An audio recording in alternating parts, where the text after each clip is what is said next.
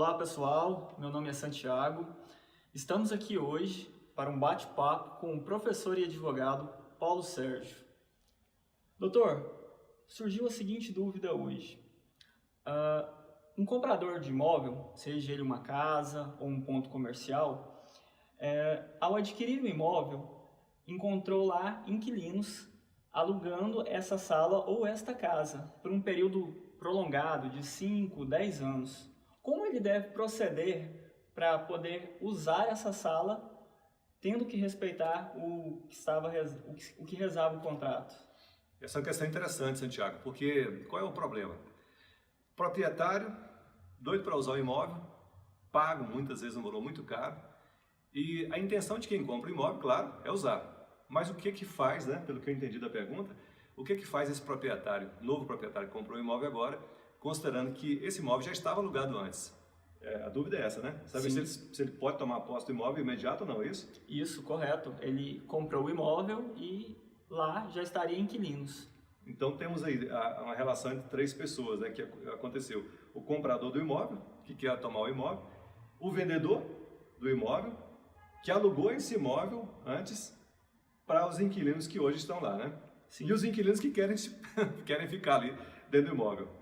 Qual é a saída seria para o próprio dono do imóvel, né? Sim. A grande pergunta que tem é a seguinte: foi feito um contrato de compra e venda desse imóvel, certo? Correto. Escrito.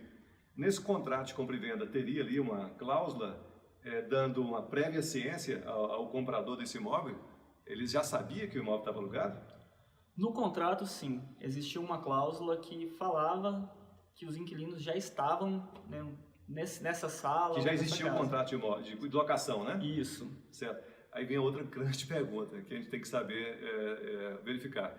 Esses inquilinos pegaram esse contrato que eles tinham de locação e fizeram o registro, fizeram a averbação lá no cartório de registro de imóveis. Eles averbaram a existência do contrato de locação no cartório de registro de imóveis? Não, os clientes não averbaram esse contrato de locação. Mas o comprador tinha ciência da locação existente, porque no próprio contrato de compra e venda entre o comprador e o vendedor, existia a ciência do comprador a respeito da locação, não é isso? Isso. Pois então, olha só que interessante.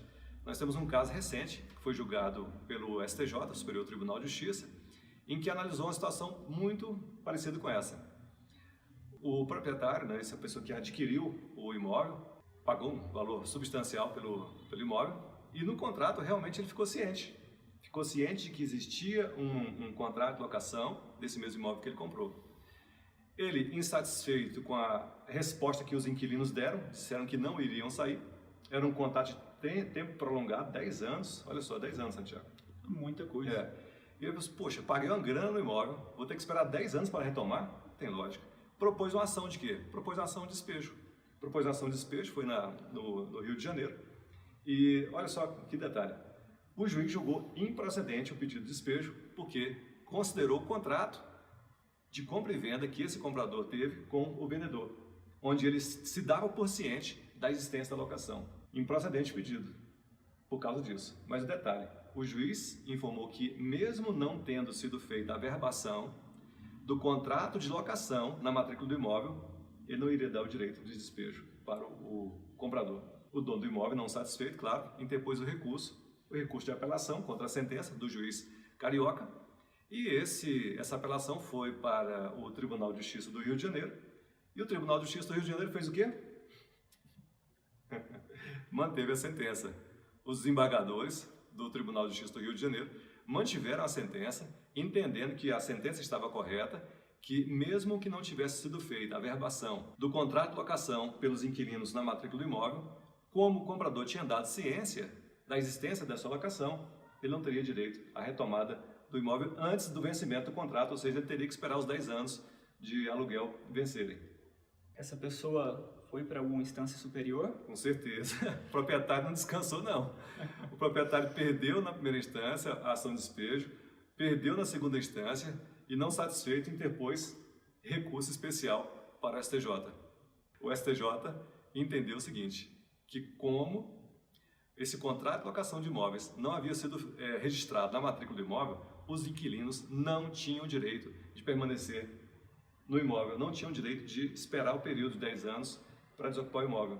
Ou seja, deram razão para o proprietário, reformaram o acordo do Tribunal de Justiça Carioca e deram procedência para o pedido da ação de despejo, ordenando a saída do imóvel. Por quê? A lei de locação diz que é um requisito para que possa ser mantido o inquilino no imóvel, que esse contrato de locação de imóveis tenha sido averbado na matrícula do imóvel. Que interessante. Então, essa averbação foi a chave do problema. Então, daí o que você percebe?